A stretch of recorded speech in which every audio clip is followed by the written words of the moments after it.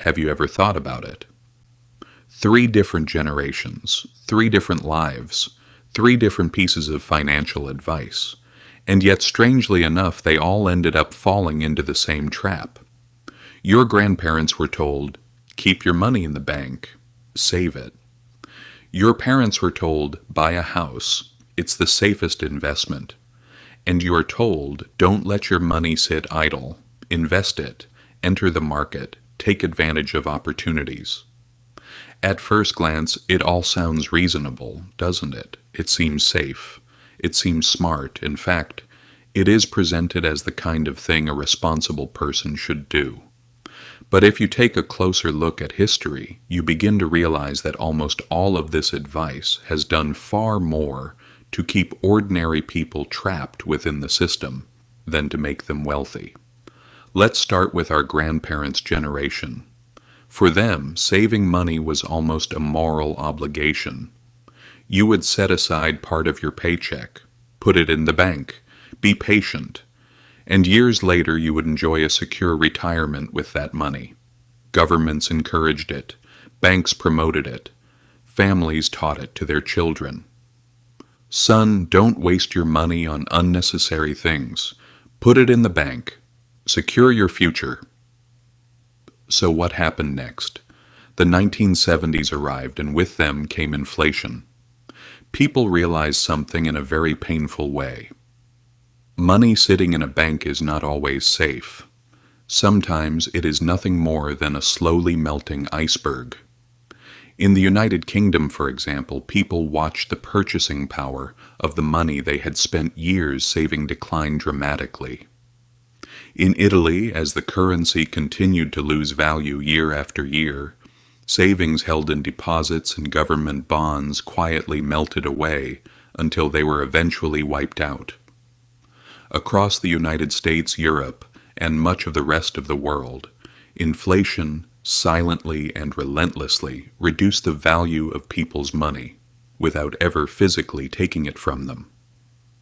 No one came and stole the cash from their vaults, but the purchasing power of that money disappeared a little more every single year. And here's the important part. These people were not ignorant. They were not reckless. They didn't gamble. On the contrary, they simply did exactly what they had been told. They saved. They trusted the banks. They followed the rules. But when the rules of the game changed, they were the ones who suffered the greatest losses. Then it was our parents' generation's turn. This time the story changed slightly. After the years when inflation had eroded people's savings, the new advice became, buy a house. Don't be a renter. Real estate never loses value. Land is always valuable. And for a long time it genuinely seemed like sensible advice. A house was no longer just a place to live. It was also marketed as an investment. It became a symbol of security. But there was one reality that almost nobody talked about. The house you live in is not truly an asset unless it generates income for you. Yes, it is valuable. Yes, it is important. Yes, having a roof over your head provides tremendous security. But it also takes money out of your pocket every single month. You make mortgage payments. You pay taxes. Maintenance costs arise. Repairs become necessary. You buy furniture. You pay maintenance fees.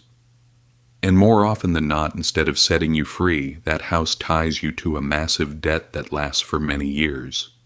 In the early 2000s, Spain's housing market looked like a golden opportunity. People bought homes, then they bought bigger homes, then they bought second homes. Because everyone kept saying the same thing, housing prices will always go up. Then came the 2008 financial crisis. Home prices collapsed. Families found themselves trapped in houses worth less than the debt they owed on them. In Ireland, entire neighborhoods became filled with unfinished construction projects. Developments that had once symbolized prosperity suddenly turned into silent concrete skeletons. Even in the United Kingdom, some people who bought homes at the peak of the market in 2007 had to wait years just to recover their losses. And once again, the same thing happened. Our parents were not acting in bad faith. They weren't reckless risk takers either. They simply followed the advice they had been given. They bought houses, they borrowed money. They chose what they believed was the safest path. But what is presented as safe is not always what sets you free. What about our generation? We're no longer told, keep your money in the bank. In fact, we're told the exact opposite. Don't let your money sit idle. Inflation will eat it away. Invest. Get into the stock market. Buy mutual funds. Don't miss out on crypto. The next big opportunity is here. The market always goes up in the long run. It sounds reasonable once again, doesn't it? Because the truth is, simply leaving your money sitting on the sidelines is often no longer enough. There's the monster called inflation. Interest rates can remain low. The money in your bank account can lose value every single day. But this time another danger emerges. People enter the markets without ever learning how to invest. They invest simply because they're afraid of missing out. Social media keeps shouting at them. You're too late. This opportunity will never come again. If you don't buy now, you'll regret it. This is what rich people do. And people begin putting their savings into meme stocks, cryptocurrencies, NFTs, trendy investment funds, and countless financial products they don't truly understand. Some people genuinely make a fortune. But what about everyone else? Most people arrive at the game just a little too late. They buy near the top.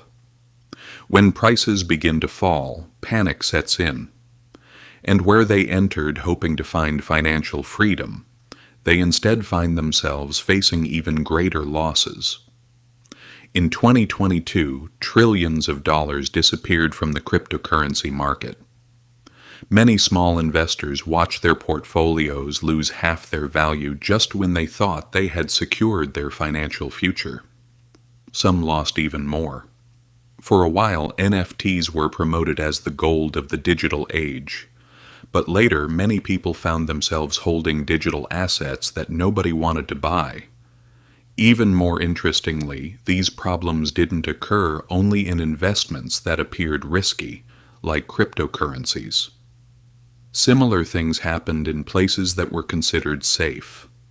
Retirement funds, bonds, and products marketed as low risk were sometimes far more complicated than they appeared.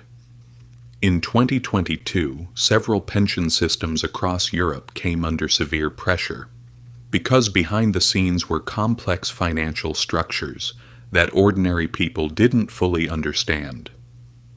And that's really the point. Every generation is given different financial advice, but the outcome is often remarkably similar. Our grandparents were told, save your money. Our parents were told, buy a house. We are told, invest. Different words, different packaging, but the same underlying problem. Ordinary people usually learn the rules of the game last, and by the time they finally understand them, the game has already been designed in favor of those who learned those rules much earlier. That's the truly painful part. The system doesn't completely change. It simply changes its mask. At one time, the safest place was said to be a bank account. Then it was a house, then the stock market, then cryptocurrency, then the next once-in-a-lifetime opportunity. But when you look beneath the surface, you keep running into the same three traps. The first is inflation. Inflation doesn't literally take your money away. It simply reduces what your money can buy. Something you can afford today may become completely unaffordable just a few years later. Your salary may appear to increase, but if the cost of living rises even faster, you're actually moving backwards. The second trap is asset bubbles, the housing bubble, the technology stock bubble, the cryptocurrency bubble, the NFT bubble. People see prices rising, they assume everyone is making money. Then the majority arrives late, and at exactly that moment the early investors quietly begin taking their profits and leaving.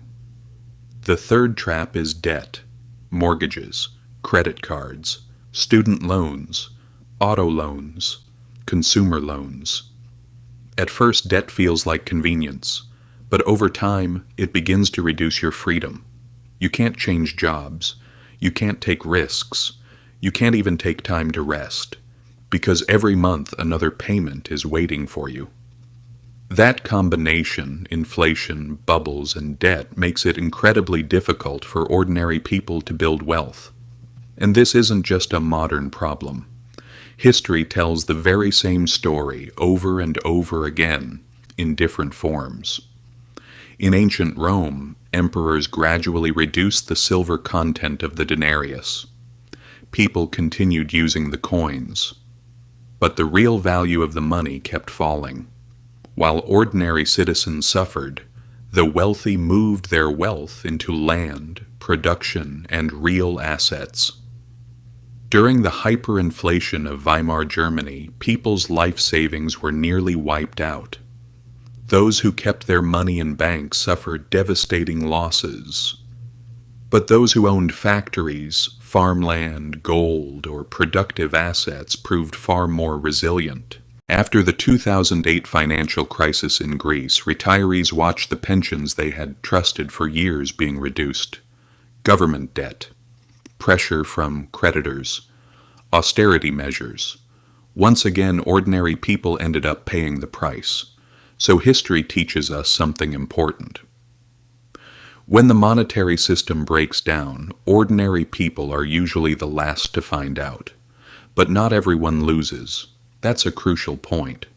Because during every crisis, every bubble, every collapse, while some people lose everything, others emerge even stronger. Think about the gold rush.